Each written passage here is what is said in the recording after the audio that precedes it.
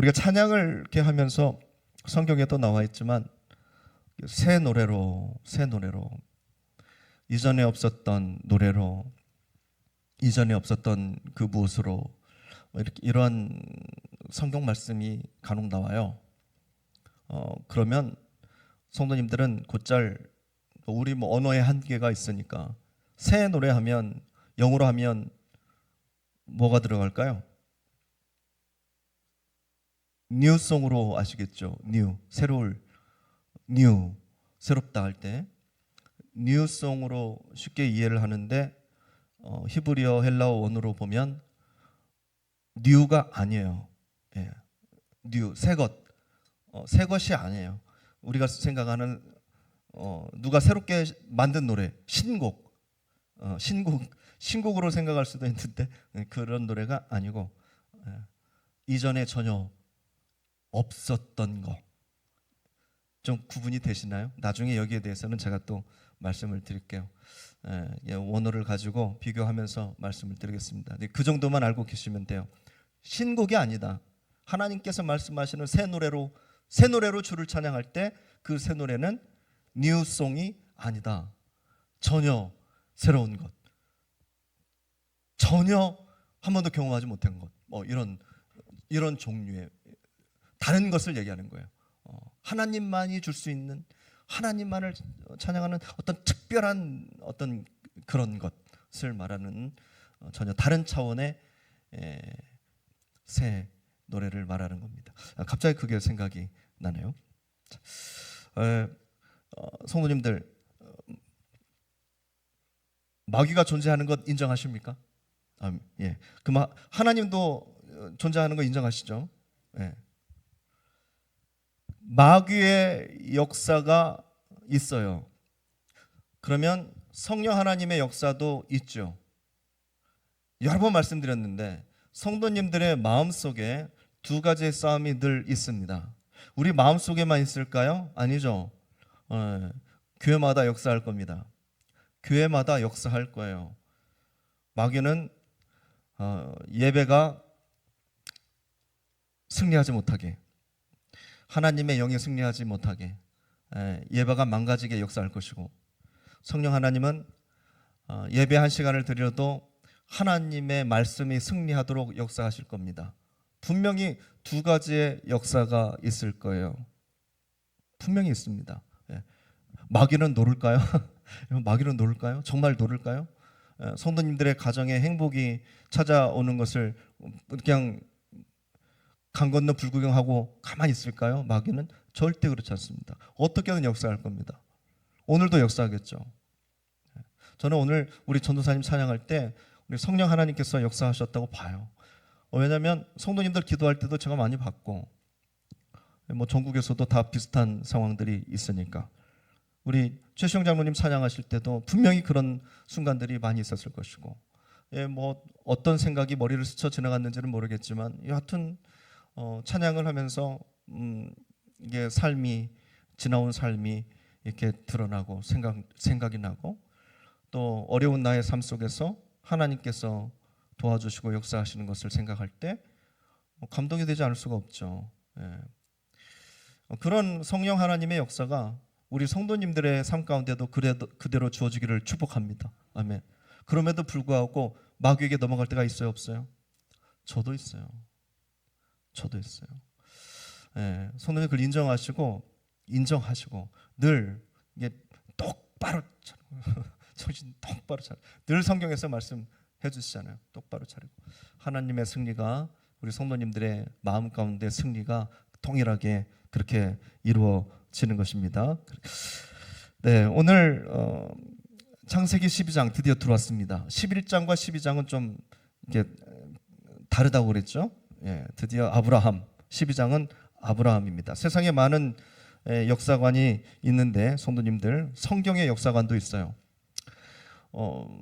공부를 하다 보면 문학적으로, 그리고 정말 역사학적으로, 유물론적 사관으로 여러 가지 시각으로 우리가 과거를 해석할 수 있습니다. 그 과거를 해석하는 것에 따라서 우리의 삶이 바뀌죠. 우리의 삶이 달라집니다. 하다못해 정치도 마찬가지입니다. 정치도 역사를 어떻게 해석하느냐에 따라서 빨간색이 될 수 있고 파란색이 될 수 있고 노란색이 될 수 있고 주황색이 될 수 있고 그렇습니다. 독도를 어떻게 볼 것이냐, 일본과 우리나라의 관계를 어떻게 볼 것이냐, 미국과 우리나라의 관계를 어떻게 볼 것이냐, 북한과 우리나라의 관계를 어떻게 볼 것이냐, 어떻게 해석할 것이냐, 역사를, 지나온 역사를, 거기에 따라서 정치도 나누어집니다.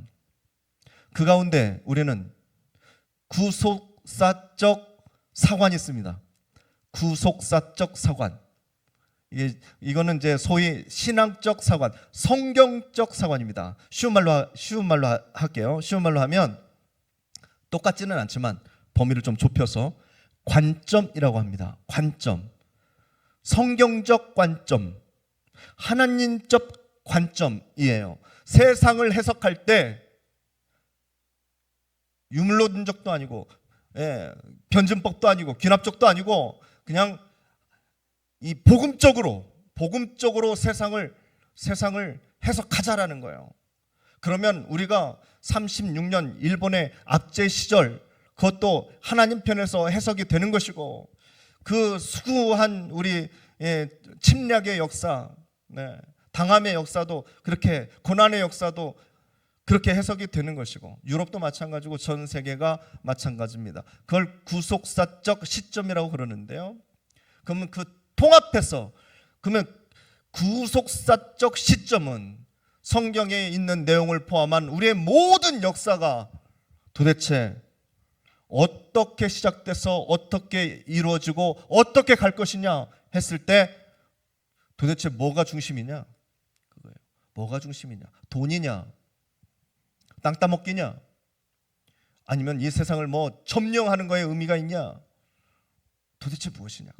수많은 세계대전을 겪고 수많은 내전을 지금도 겪고 있는 상황 속에서 성경적 관점은 도대체 무엇이냐 했을 때 단순합니다. 성도님들, 성경적 관점은 하나님께서 죄 때문에 잃어버린 당신의 자녀들을 다시 되찾으시려는 노력, 그것이 바로 구속사적인 성경의 시점입니다.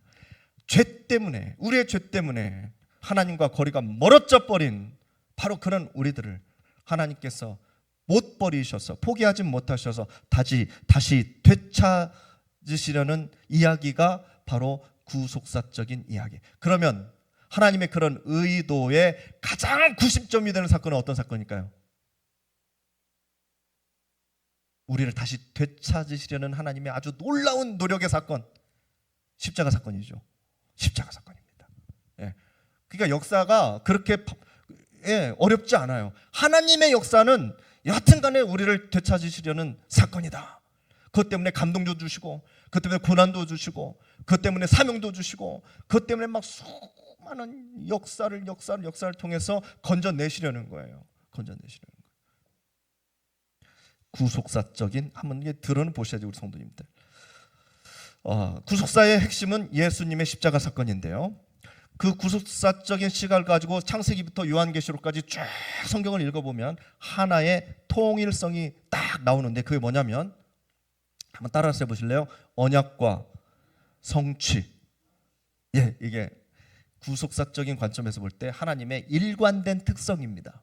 언약과 성취. 계속 되풀이돼요. 이게 넓게 봐서는 하나님의 그 아브라함을 통해서, 이스라엘 민족을 통해서, 예수 그리스도를 통해서, 십자가를 통해서 이렇게 가요. 작게는 아브라함의 한 가정을 통해서, 이삭의 한 가정을 통해서, 야곱의 한 가정을 통해서, 다윗의 한 가정을 통해서, 작게 보면. 그리고 또 누가 있어요? 성도님들이 계시잖아요. 성도님들을 통해서 하나님의 구속사적인 관점은 그렇게 역사하고 있다라는 것이죠. 아직도 숨쉬고 있다. 우리도 들어가는 겁니다. 약속과 성취예요. 자, 오늘 시작되는 이 아브라함의 이야기는요, 아브라함의 개인사이기도 하지만 하나님의 놀라운 계획이 이제 시작되는 사건이에요. 이제 아시잖아요. 성경을 아시는 분은 아시잖아요. 이제 아브라함을 통해서 어떤 이제 길이 열리는 예수님의 십자가까지 그게 펼쳐지잖아요. 그 안에 약속과 성취, 약속과 성취, 약속과 성취가 그 안에 계속 이루어지는 거예요. 이렇게 막 물레방아 돌아가듯이. 자, 그럼 오늘 어떻게 시작하시냐? 하나님께서 아브라함을 부릅니다. 아브라함을 불러서 그걸 떠나라 하십니다. 사실 제가 이 시간 우리 성도님들하고 좀 더 가깝게 말씀을 나누고 싶은 마음이 있어요. 이제 그렇게도 하는데 그렇게만은 못하는 게 또 안타까운데요. 만약에 우리 성도님들 그냥 만약에 이렇게 뭐 테이블 이렇게 놓고 같이 이렇게 차 한잔하면서 말씀을 나눈다면 어떤 식으로 나눌 거냐면 아마 이런 식으로 나눌 거예요. 성경을 보면서 1절을 딱 보면서 성도님들 오늘 1절을 보면서 성도님들은 어떤 생각이 드십니까? 마음에 어떤 단어가 성도님들 마음에 딱 와닿습니까? 막 이렇게 해서 나눌 거예요. 한 명씩 돌아가면서. 저 같은 경우는 떠나. 자, 그러면은 떠나에다가 줄을 쫙 쳤는데요. 저는 떠나. 분명히 맥락을 통해서 떠나는 아브라함이 있던 곳을 하나님의 명을 받들어 떠난 겁니다. 예, 그 떠남이에요. 떠남. 그래서 저는 이 떠나라는 단어를 어떻게 봤냐면은 그래, 떠나자. 내가 떠나야 될 건 무엇인가? 네, 이렇게 나눌 거예요. 내가 떠나야 될 것은 무엇인가? 이것에서도 떠나고 저것에서도 떠나고 성도님들이 가지고 있는 질병에서도 떠나고 가난에서도 떠나고 어떤 압박에서도 떠나고 어두운 영에서도 떠나고 우울증에서도 떠나고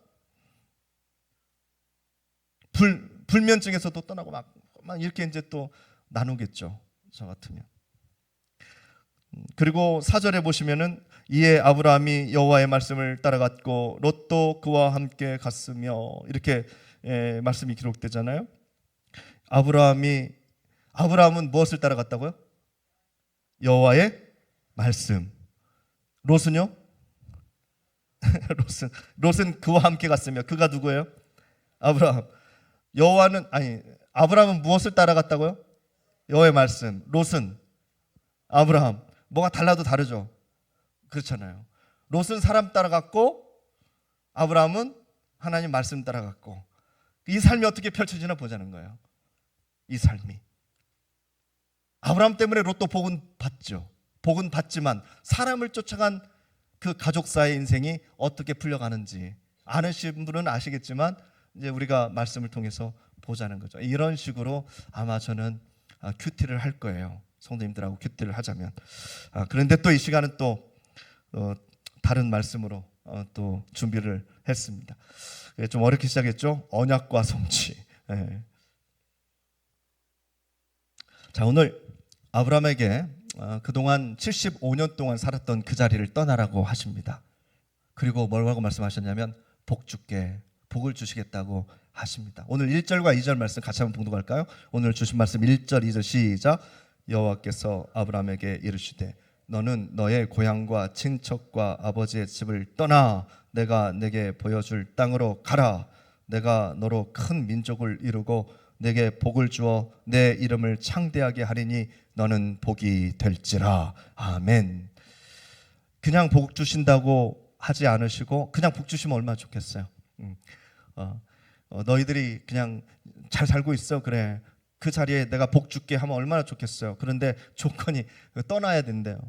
거기를 떠나. 그 자리를 떠나야 복 주신다 하십니다. 인간적인 생각으로는 아브라함이 그 자리 떠나면 고생이죠. 떠나면 고생이잖아요. 떠나면 75년 거기서 잘 살았는데 왜 떠나라고 그래? 어디로 가라고 하는 정확히 알려주지도 않으시고 그냥 일단 떠나라고 하시는데 복 주겠다고. 야, 뭘 믿고 떠나? 하나님 믿고 떠나야 되는데 이게 정말 쉽지 않은 결정이에요.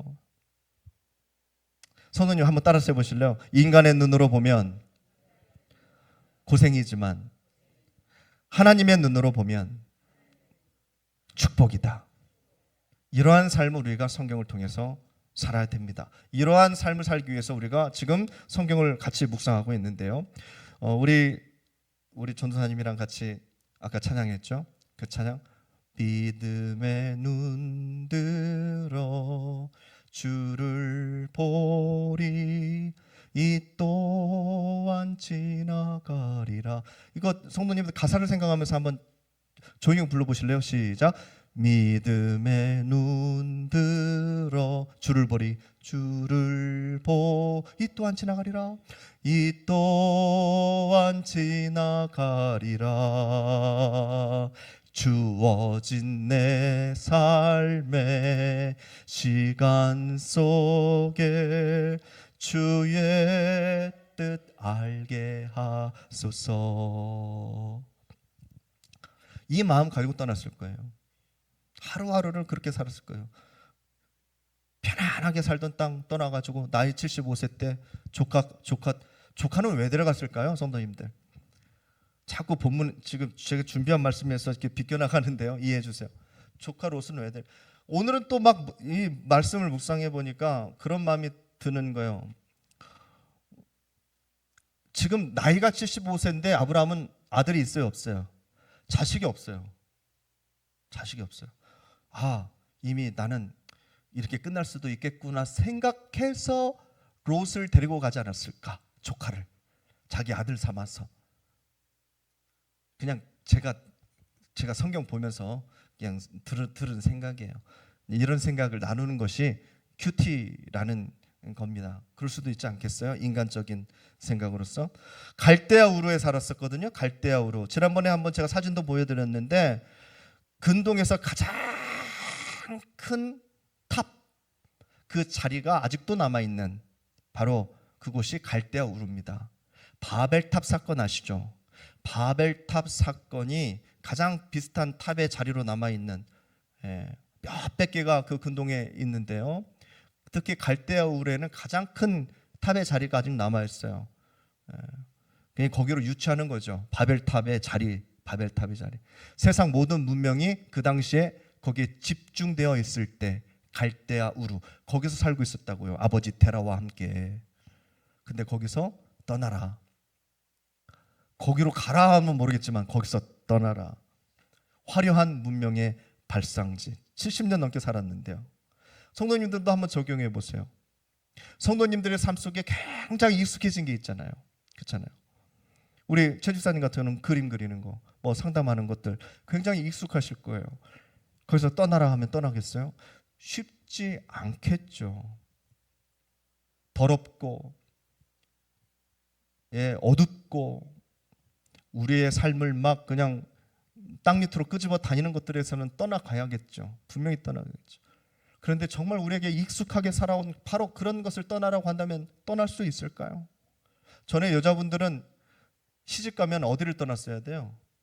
진짜 다 떠났어요. 그게 좋지는 않을 거예요 아마. 옛날로 가면 갈수록 막 저도 영화 같은 거 보면 막 울잖아요. 친정 엄마 막 떨어지려고 하면은 가서 고생할 텐데 저는 빨래도 제대로 못하고 음식도 제대로 못하는 게 가서 얼마나 막 구박이나 한 받으면 다행이지. 막 영화 보면 이런 게 나오잖아요. 영화가 아니라 실상이잖아요. 뭐 가서 배우겠지만서도 그래도 힘든 건 사실이지. 결혼 딱 하자마자 남의 집에 가서 남의 집에서 살아야 되는데 그때는 뭐 여자들이 뭐 대우받았나요? 천대받던 그 시절에 완전히 다른 곳으로 떠나가서 살아야 하는 바로 그런 떠남. 새로운 인생을 위해서 떠나는 사람들, 학교 때문에 떠나고 직장 때문에 떠나는 사람들도 있어요. 예수 믿는다고 떠나는 사람들도 있습니다. 자신의 삶을 다 정리하고 그동안 살아왔던 삶을 정리하고 그동안 만났던 친구들을 정리하고 그동안 내가 했던 모든 세상의 것들을 대부분 정리하고 그리고 새로운 인생을 사는 사람들도 있습니다. 때로는 부모에게서도 떠납니다. 그 부모가 술 중독에 도박에 뭐 바람에 막 그런데 그 부모에게서 떠나지 못하고 결국 막 그렇게 뒤엉켜 살다가 자기도 그 부모의 것을 그냥 대물림 받아가지고 자기도 괴로움 속에서 또 그걸 되풀이하면서 사는 인생들이 제 주위에도 얼마나 많은지 모릅니다. 끊어야 되는데 그런 것들을 되물림하면 안 되는데 인격이 좋은 부모님이라고 해도 다 좋은 건 아니에요. 돈 많고 편안한 부모님 밑에서 자랐다 해도 예수님을 모른다면 그 편안함 속에서 오히려 예수님 만나기가 더 힘들 수 있어요. 편안하니까. 아무런 문제 없으니까 교회를 왜 가? 뭐하러 가? 그렇잖아요.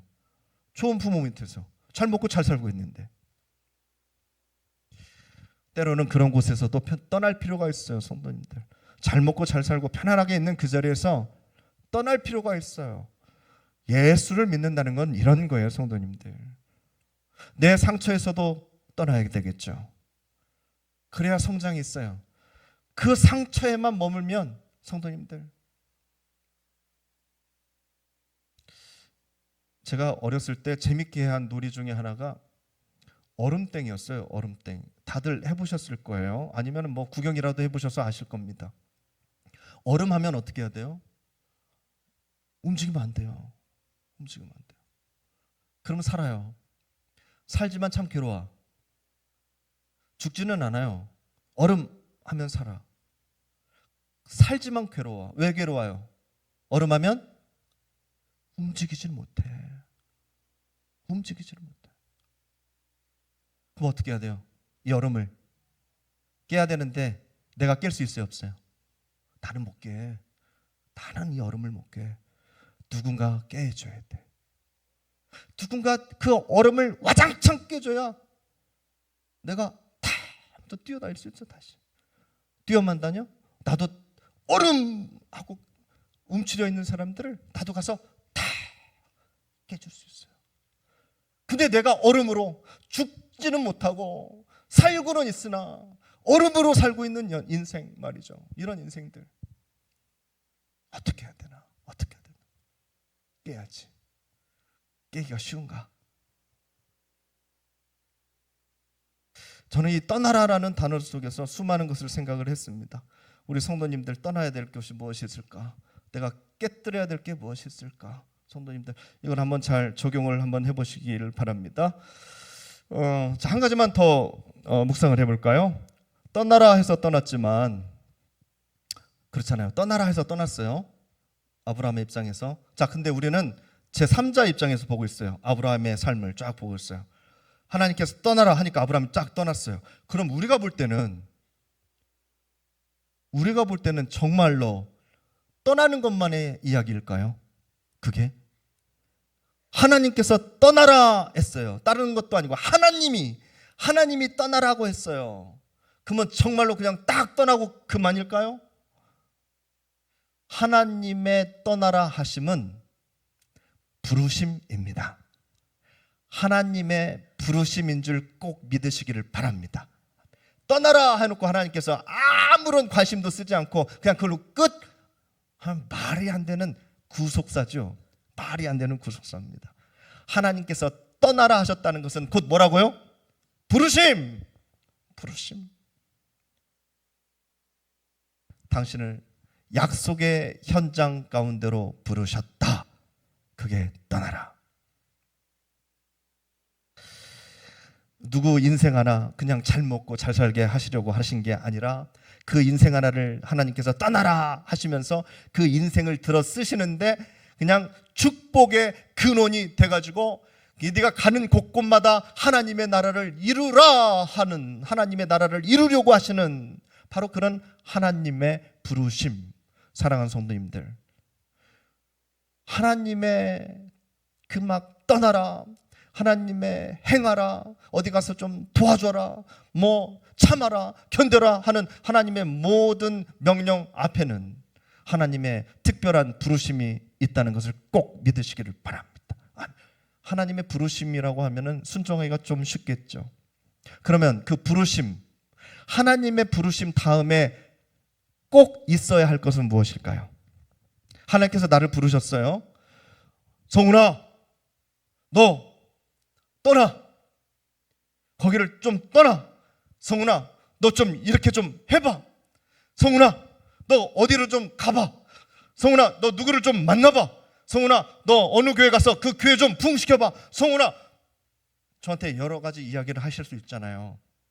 그게 다 뭐라고요? 하나님의 부르심이라고요.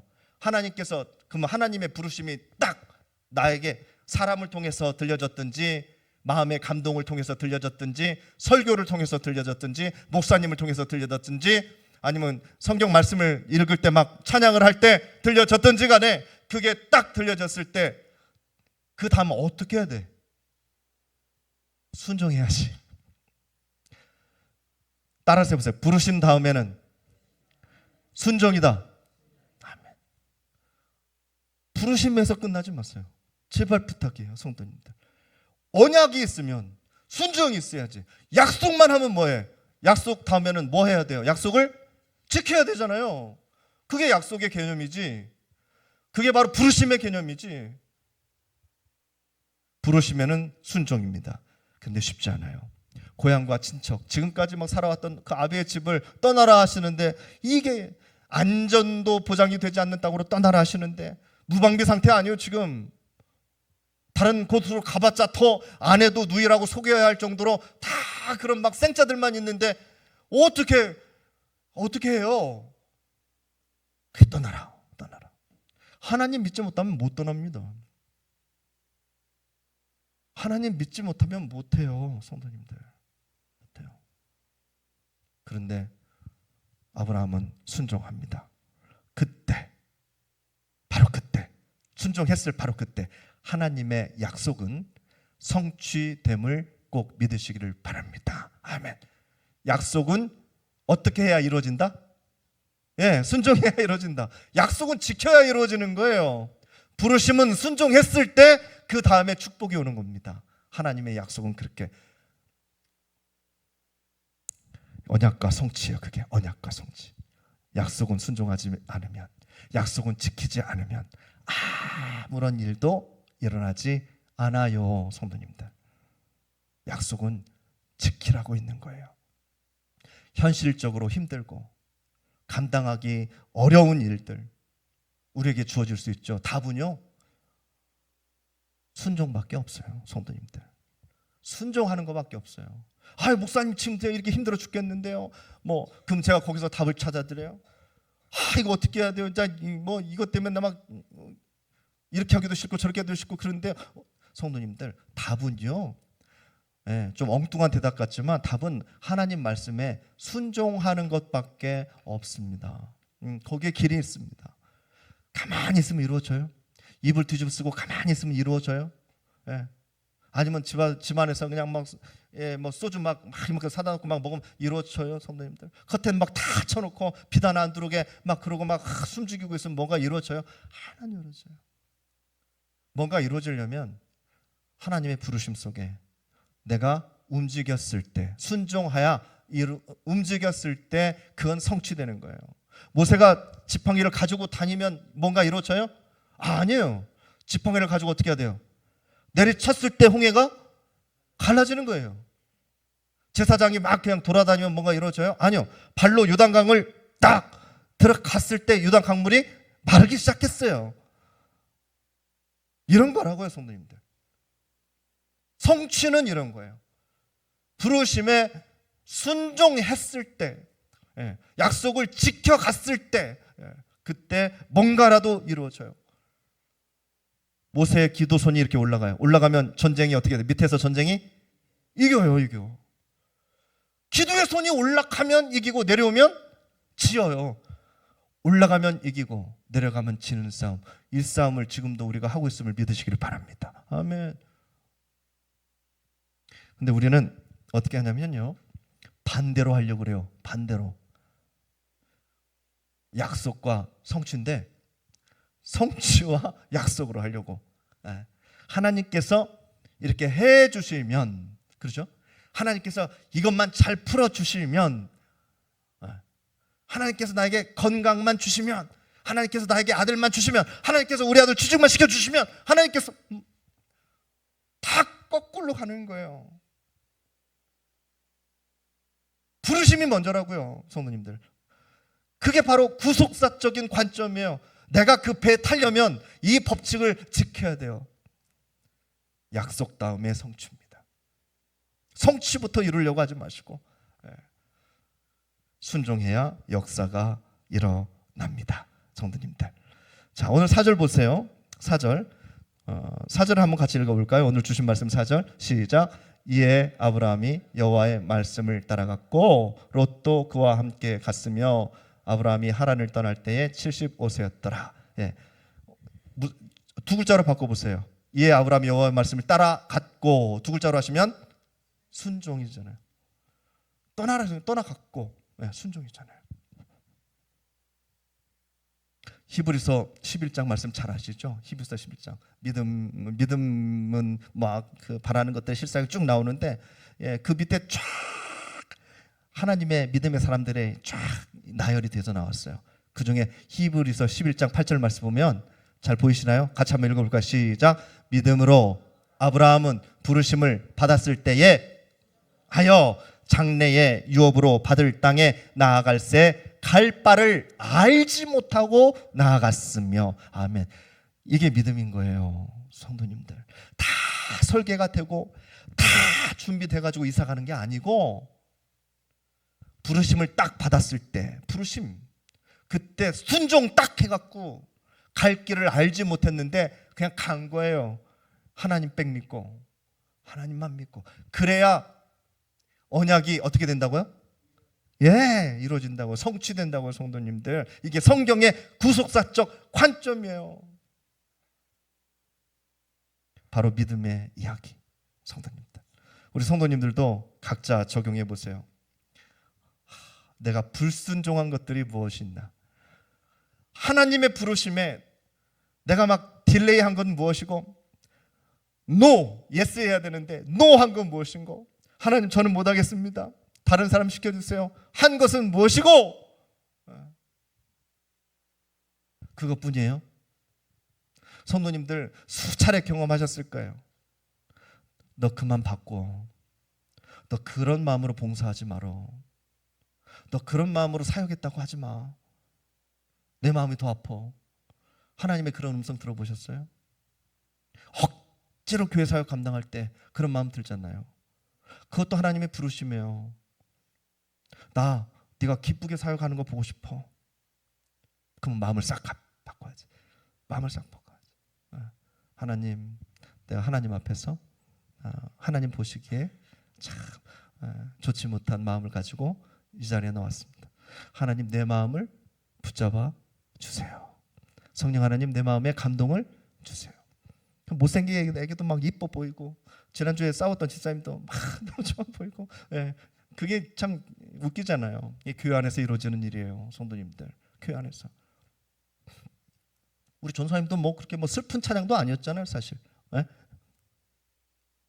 하나님의 역사는, 성령의 역사는 성도님들 어느 때 우리를 파고들지 몰라요. 그러니까 성도님들 예배에 욕심내시기를 바랍니다. 어느 예배 때 우리의 뭐가 풀리고, 우리의 뭐가 막 하나님께 영광이 되고, 나의 막 풀리지 않았던 그 물음표 같은 인생의 꼬리표가 어느 날 막 탁 아름다운 꽃이 막 쫙 피듯이 그렇게 해결될지도 모르고, 성도님들 예배에 욕심을 가져보시기를 바라요. 자, 오늘 2절 말씀을 함께 보실까요? 2절 말씀, 오늘 주신 말씀 2절 같이 한번 봉독해 보겠습니다. 시작. 내가 너로 큰 민족을 이루고 내게 복을 주어 내 이름을 창대하게 하리니 너는 복이 될지라. 아멘. 참 이게 멋진 말씀이에요. 너는 복이 될지라. 한번 선포해 볼까요? 너는 복이 될. 시작. 이제 너는 나로로 바꿔갖고 이제 나는. 시작. 아멘. 아멘. 히브리 말 나오면 하야 브라카, 하야 브라카라는 말을 씁니다. 하야 브라카, 복이 될지라. 하야 브라카. 성경에 3번밖에 나오지 않아요. 아주 독특한 표현이에요. 너는 복이 될지라. 그냥 축복이 아니라 네 존재 자체가 축복이다. 네 존재 자체가 축복이라서 네가 밟는 땅, 너를 만나는 사람들, 네 주변 모두가 너 때문에 복을 받을 거야. 이게 하야 브라카. 하야 된다, 브라카 복, 하야 브라카. 우리가 예전에 보았던 성경에는 이게 개정 개혁 전에는 개혁 한글, 개혁 한글, 거기에는 뭐라고 번역이 되었냐면 너는 복의 근원이 예, 복의 근원이라고 번역이 됐어요. 너는 복의 근원이 될지라. 그 뜻이 그 뜻이에요. 그 사람 때문에 그 주변의 모든 사람들이 다 복을 받기 때문에 그렇습니다. 세상을 축복하기 위해서 축복받은 사람들, 잘 생각해 보세요. 세상을 축복하기 위해서 축복을 받아야만 하는 사람들, 바로 그런 사람들이 하야 브라카, 예, 복의 근원, 축복의 통로. 예, 너는 복이야. 너는 복이야. 너는 복의 근원이 될지라. 자, 복이 될지라. 너무 멋진 말씀입니다. 그 주인공이 우리 성도님들이 되기를 바라는 거예요. 저는 우리 사랑하는 성도님들 복 받는 가정이 되기 위해서 성도님들이 먼저 복 받으시기를 축복합니다. 아멘. 성도님들이 섬기는 교회가 복 받기 위해서 성도님들이 먼저 복 받기를 축복합니다. 아멘. 그렇게 돼야 돼요. 내가 왜 먼저 복을 받아야 되는데, 내가 복을 받아야 우리 가정이, 우리 직장이, 우리 사업체가, 우리 교회가, 우리 나라와 민족이 그렇게 되는 거예요.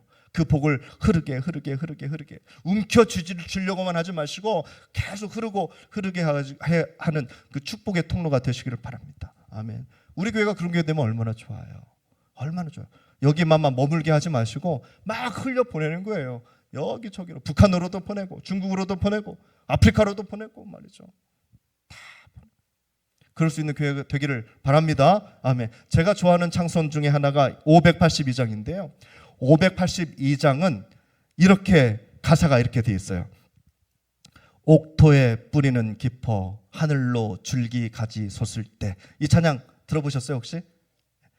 옥토에 뿌리는 깊어 하늘로 줄기 가지 솟을 때 가지잎 억만을 해여 그 열매 산다. 고요한 아침에 날아 일꾼을 부른다. 이제 중요한 내용입니다. 하늘 역사의 생명을 이어가리. 그 씨앗이 땅속에 들어가 옥토에 뿌리는 깊어 하늘로 줄기가지 솟을 때 가지 잎 억만을 해요. 그것으로 어떻게 해요? 그 열매로 만민이 산다. 만민이 산다. 똑같은 말씀이에요. 복의 근원, 네가 복이다. 왜? 네 잎사귀로, 네 열매로 만민이 살 것이다. 아브라함, 이삭, 야곱에게 흐르는 아주 놀라운 축복이시죠. 기가 막힌 찬송입니다. 이 시대에 아브라함을 부르는 찬송이죠. 그리고 주시는 약속이 두 가지인데요. 이것만 말씀드리고 마치겠습니다. 먼저는 땅의 약속을 주세요. 1절에서 말씀하셨어요. 내가 내게 보여줄 땅이 있다는 거예요. 땅이 있다. 거기로 가라 하십니다. 이 땅은 하나님께서 준비하신 땅입니다. 거기에서 가면 너는 복이 될지라. 땅을 약속하셨어요. 그리고 또 한 가지 약속하셨는데요. 그것은 자손의 약속입니다. 2절에 있어요. 내가 너로 뭐를 이루게 하십니까? 큰 민족을 이루게 하십니다. 아브라함의 나이 75세. 그런데 지금 아들이 있어요, 없어요? 아들도 없어요. 아들도 없는데 내가 너를 통해서 큰 민족을 이루겠다. 약속을, 이 두 가지 약속을 하셨어요. 다른 건 몰라도요, 성도님들, 정말 포기하지 못하는 것은요, 아들이에요. 이 시대는 더 그래요. 자손이 있어야 돼요. 자손이 있어야 돼요. 그런데 하나님께서 그 약속을 지금 하시는 거예요. 너로 큰 민족을 이루겠다. 그러니까 막 아멘 하고 가지 않았을까요? 정말로 포기할 수 없는 것. 그 시대에는. 지금이야 이거 없으면 말지 뭐. 무자식이 상팔자지 뭐. 그럴 수 있는 시대잖아요 지금은. 그런데 그 시대는요, 말이 돼요 안 돼요? 그렇게는 안 돼요. 어떻게 꼬서라도 대고 어디서 버려진 자식이라도 데리고 와서 삼아야지. 그렇게 자기의 족보를 못 끝내요 그 시대는, 성도님들. 근데 하나님께서 너로 큰 민족을 이루겠다. 성도님들, 자식 없으면은요, 그 시대에는 인생 자체가 의미가 없어져요. 의미가. 근데 하나님께서 언약, 약속을 하십니다. 그냥 약속이 아닙니다. 그냥 자식 주겠다가 아닙니다. 너로 큰 민족을 이루겠다. 단지 자식이 없는 한 남자를 하나님께서 불러가지고 내가 너에게 아들 주겠다, 이 얘기가 아니에요. 성도님들, 한 남자의 욕망을, 한 남자의 비참한 인생을, 자식 없는 인생을, 안쓰러움을, 서러움을 채워주겠다, 그런 이야기가 아니었어요. 그 인생 자체를 정말로 의미 있게, 아름답게, 그리고 그 인생을 통해서 그 자손들이 쭉쭉쭉쭉쭉 퍼져나가서 하나님의 역사를 쓸 수 있도록 의미 있는 인생을 내가 만들어주겠다가 바로 그 약속이에요. 하나님의 역사를 너를 통해서 만들어주겠다. 이게 성경의 이야기예요. 이게 언약과 성취죠. 정말 그렇게 이루어졌잖아요. 하나님께서는 우리 성도님들의 사사로우신 욕망에도 관심은 있으시지만 성도님들의 욕심과 성도님들의 개개인의 욕망에는 하나님께서 그렇게 응답해 주시지 않으십니다. 좀 기분 나쁜 이야기일 수도 있지만 우리의 욕심을 채워주시는 언약은 잘 하지 않으세요. 왜요? 내 욕심을 채워주는 기도를 수백 번 해봤자 하나님께서 불쌍히 여겨서 들어주실 수도 있겠지만 웬만하면 안 들어주실 거예요. 왜냐하면 다 들어주시면 우리 인생이 아름다워지지가 않아요. 성도님들 지갑 속에 있는 로또 복권 있죠? 한번 꺼내보세요. 아니, 꺼내지 마세요. 성도님들 지갑 속에 들어있는 그 로또 복권이 지금 다 맞는다고 해보세요. 생각만 해도 기분이 좋으시겠지만 그게 다 맞는다고 해보세요. 아름다워질까요? 성도님들, 당장 다음 주에 교회 안 나오실 분이 지금 여기 한 3명, 여기 성도님들, 하나님의 입장에서는 아름다운 인생이 그렇게 그려지지가 않아요. 성도님들, 하나님은요 우리의 삶에 의미가 부여되는 언약을 해 주십니다.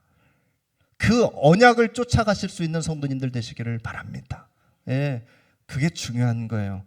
내 욕심 채우려고 교회 나오는 거 아니에요. 하나님의 언약을 쫓아가려고 교회 나오는 거예요. 성도님들, 정리하겠습니다. 떠나라, 사실은 하나님의 뭐라고요? 부르십니다. 아브라함은 거기에 어떻게 했다고요? 순종했다. 하나님은 약속을 해주셨어요. 그런데 그것을 믿고 순종하여 결국 아브라함은 하나님의 약속을 이루어냅니다. 기가 막히죠.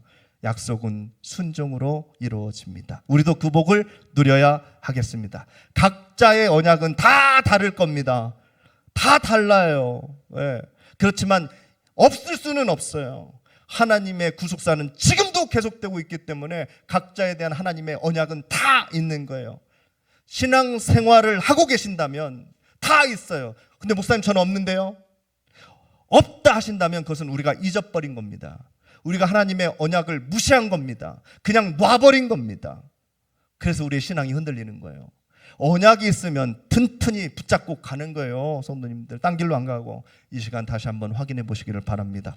하나님의 부르심, 각자에게 다 있는 그 부르심, 그것이 어떤 사람에게는 사역이든지, 그것이 어떤 사람에게는 견딤이든지, 그게 어떤 사람에게는 고통이든지 간에 하나님의 부르심이 다 있는 거예요. 순종을 통해서 기적을 이뤄내시는 우리 수요 예배자들 다 되시기를 축복합니다. 아멘. 하나님 감사합니다.